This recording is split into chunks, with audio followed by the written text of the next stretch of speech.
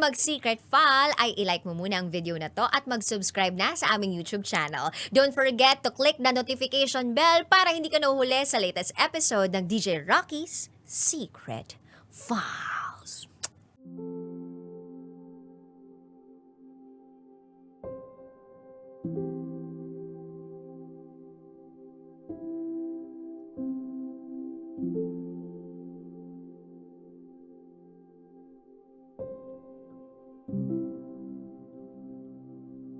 And now, it's time for DJ Rocky's Secret Files with Jello.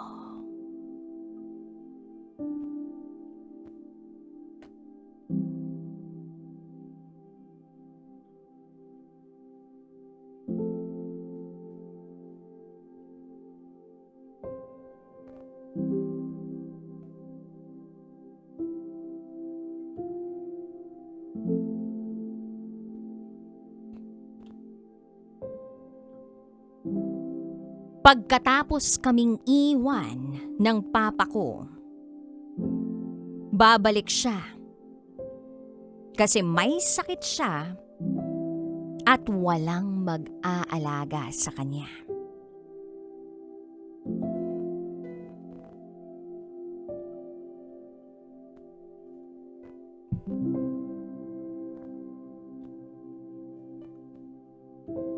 Hi DJ Rocky at DJ Jello. Itago niyo ako sa pangalang Pamela. At ito, ang aking secret file.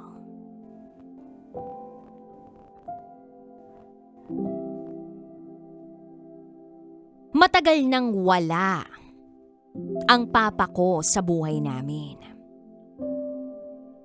Iniwan niya kami noong mga bata pa kami.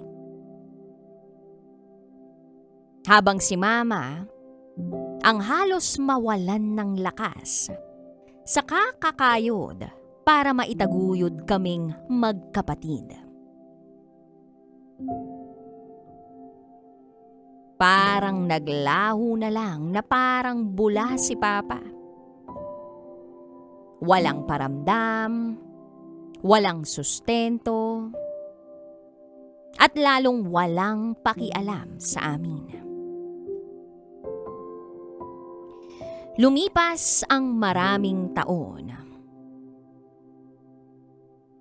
Nakapag-aral, nakagraduate, at nagkatrabaho kaming magkapatid. Ang panganay ay nasa ibang bansa na. Habang ako naman, ang siyang naiwang kasama ni mama sa bahay. Akala ko, tapos na ang kabanata ni papa sa buhay namin. Pero nagkamali ako. Isang araw, minessage ng auntie ko si mama. Etong auntie ko na ito ay ang nag-iisang kapatid ni papa. Ang sabi niya sa chat ay kung po pwede, sa amin na lang tumira si papa dahil wala na raw mag-aalaga rito. May sakit daw ito. Napaisip ako. Gusto kong maniwala at panghawakan ang salitang pagpapatawad. Dahil sa tinagal-tagal ng panahon, nandun pa rin ang pagkasabik ko sa presensya ng isang ama. Kaya sabi ko kay mama, baka ito na ang tamang panahon para patawarin at tanggapin si papa. Baka kailangan lang talaga niya kami na pamilya niya. Pero DJ Rocky at DJ Jello, mariing tumanggi si Mama. Sabi niya, "Anak, alam mo ba kung gaano kalalim ang sugat na iniwan ng papa mo sa pamilya natin? Ngayon na wala na siyang ibang malapitan, tayo na naman ang sasalong."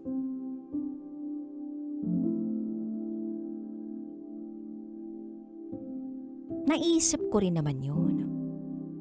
Pero mas nanaig ang awa ko. Kaya ako na mismo ang nag-message sa auntie ko na dalhin na lang si Papa sa bahay. At doon na namin nalaman ang buong pangyayari. Naaksidente pala si Papa habang nakamotorsiklo. Dahil sa aksidente, nagtamo siya ng matinding spinal cord injury. Hindi na maigalaw ni Papa ang ibabang bahagi ng katawan niya. Nakakapagsalita pa rin siya at nagagalaw niya ang itaas na bahagi ng kanyang katawan. Pero kailangan ni Papa ng taong aalalay sa bawat kilos niya. At dahil wala kaming ekstrang kwarto, sa sala namin ipinapwesto si Papa. Kasama si Auntie sa unang linggo ni Papa sa bahay. Habang hindi pa dumarating ang caregiver ni Papa. Araw-araw, pumapasok ako sa trabaho. Si Mama naman ay may maliit na tindahan sa bayan at umaalis siya tuwing umaga. Nakakauwi lang siya bandang 7:00 ng gabi. At dahil pareho kaming may responsibilidad, hindi namin namo-monitor si Papa. Kaya lang, may mga napapansin ako. Unti-unting may mga nawawalang gamit sa bahay. Noong una, barya lang. Sumunod naman ay mga gamit sa kusina. Hanggang sa pati jewelry box ni Mama.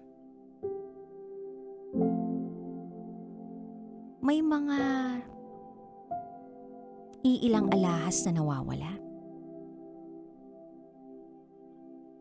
Hanggang sa dumating ang isang gabi na hinding-hindi ko malilimutan. Nagising ako para uminom ng tubig. At habang naglalakad ako papuntang kusina, nanlaki ang mga mata ko. Dahil nakita ko si Papa na nakatayo. Oo, DJ Rocky at DJ Jello, nakatayo si Papa na igagalaw niya ang lower body niya. Akala ko nananaginip lang ako. Kaya pinikit ko ang mga mata ko at muling dumilat. Pero hindi. Hindi ako nananaginip. Totoo ang mga nakikita ng dalawang mata ko. Ang taong ilang linggong nananatili sa bahay namin ay tahimik na naglalakad sa loob ng bahay namin. Nanginginig akong nagtago at palihim ko siyang pinanunood. Isa-isa niyang hinahalongkat ang mga gamit namin. May isa kaming cabinet sa sala. Tinitingnan niya dun kung ano ang mga bagay na naroon. Sakto may pambayad doon ng kuryente namin at doon itinago ni Mama yun. At isinuksok niya yun sa kanyang bulsa. At dito ko na napagdugtong-dugtong ang lahat. Hindi ganap na baldado si Papa.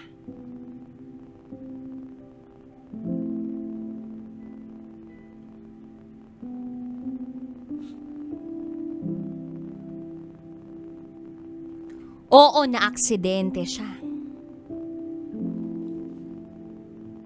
Pero hindi siya nabaldado. Lumabas pa ang katotohanan. Nalaman ko na marami palang pinagkakautangan si Papa sa dati niyang lugar. Kaya pala siya nagtatago. Kaya pala marami ang naghahanap sa kanya. Ginamit ni Papa ang kalagayan niya kuno para kaawaan siya ng lahat. At kami na mismong mga anak na matagal niyang iniwan. Kami ni Mama. Na sinubukan siyang tanggapin. Kami pa ang gusto niyang lokohin. Kinabukasan, hindi na ako nagpaliwanag pa ng sobra-sobra. Basta diretso kong sinabi kay auntie na umalis na sila ng bahay. Dahil hindi na ako papayag na manatili pa si Papa sa buhay at bahay namin. Ang sakit. Dahil buong puso kong sinubukang patawarin si Papa. Pero ang mas masakit, ginamit niya ang kabutihan naming mag-ina para lokohin niya kami.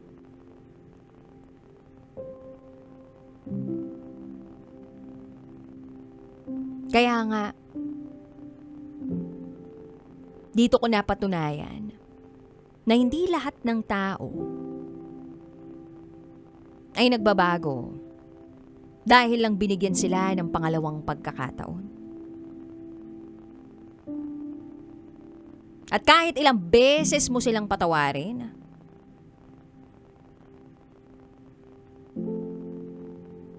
mananatili pa rin silang manloloko. Kung matagal na nila piniling maging manloloko. Nang sabihin ko kay Mama ang nadiskubre ko, niyakap niya lang ako ng sobrang higpit. At saka niya sinabi sa akin ang katotohanan na matagal niyang itinago. Ilang beses na palang binigyan ng pagkakataon ni Mama si Papa noong maliliit pa lang kami. Pambababae. Pananakit. Pagsusugal. Lahat ng yun ay tiniis ni Mama para lang buo ang pamilya namin. Pero may hangganan ng lahat.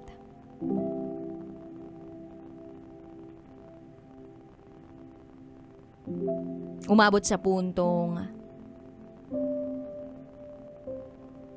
durog na durog si Mama.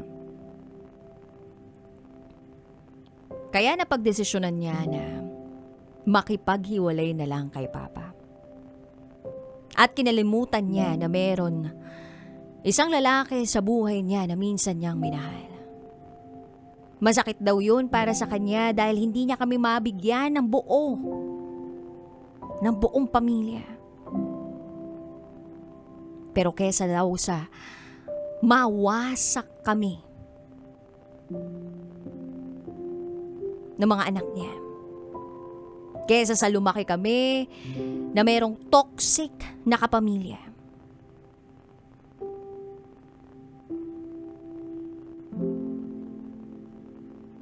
bumitiw siya kay Papa. hindi niya raw ito masabi sa akin. Dahil kahit papano ay pinoprotektahan pa rin niya si Papa. Pero ngayong ako mismo ang nakakilala sa tunay na pag-uugali ni Papa, sapat na raw yun para ma-realize ko at maintindihan ko kung saan siya nanggagaling. At sa maikling panahon na nakasama ko si Papa sa bahay, isang bagay ang tumatak sa isip ko. Hindi lahat ng lalaking nagkaroon ng pagkakataong maging ama ay karapat-dapat na tawaging Papa. Hanggang dito na lang po, DJ Rocky at DJ Jello. Maraming salamat po. Muli, ako si Pamela. At ito, ang aking secret file.